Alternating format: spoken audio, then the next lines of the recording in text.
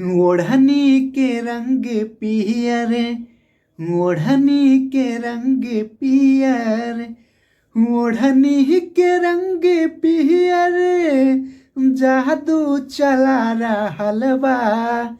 लागे कि जैसे खेतवा में, लागे कि जैसे खेतवा में सरसों फुला रहल बा।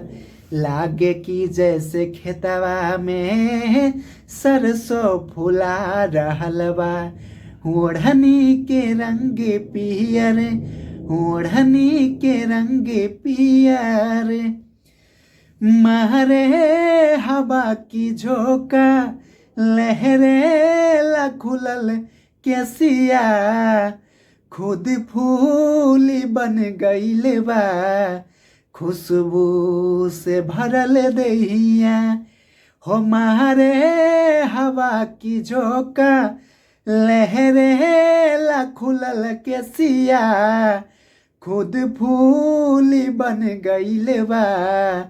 खुशबू से भरल दहिया, ई शरीर के बनावट बिजली गिरा रहल बा। लागे कि जैसे खेतवा में, होए लागे कि जैसे खेतवा में सरसों फुला रहल बा। लागे कि जैसे खेतवा में सरसों फुला रहल बा। ओढ़नी के रंग पियर, ओढ़नी के रंग पियर, पहुआ की तोहरी पायल जब छन से छनक जाला। लागे कि कोनो भंवरा बगिया में गुनगुनाला। हो पहुआ की तोहरी पायल जब छन से छनक जाला। लागे कि कोनो भंवरा बगिया में गुनगुनाला।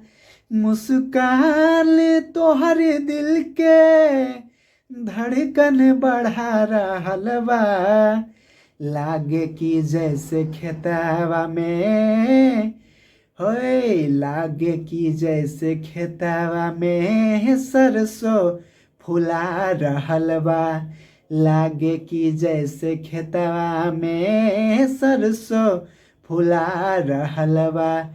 ओढ़नी के रंग पियर, ओढ़नी के रंग पियर, जादू चला रहल बा।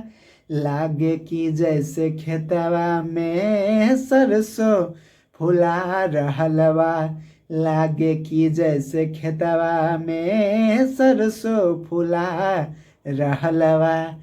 ओढ़नी के रंग पियर।